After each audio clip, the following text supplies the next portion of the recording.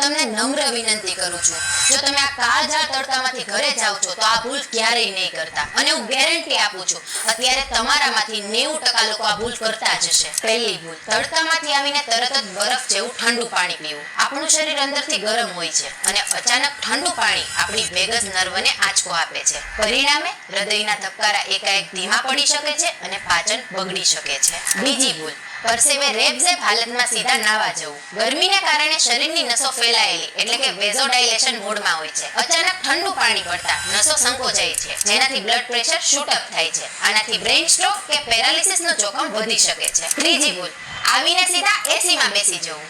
સાયન્સમાં આને ટેમ્પરેચર શોક કહેવાય છે. 40 ડિગ્રીમાંથી સીધા 20 ડિગ્રીમાં જવાથી શરીર અનુકૂલન સાધી શકતું નથી, જે સ્નાયુઓમાં જકડન અને શ્વાસની તકલીફ ઊભી કરી શકે છે. પણ હવે પ્રશ્ન એ છે કે તો કરવું શું?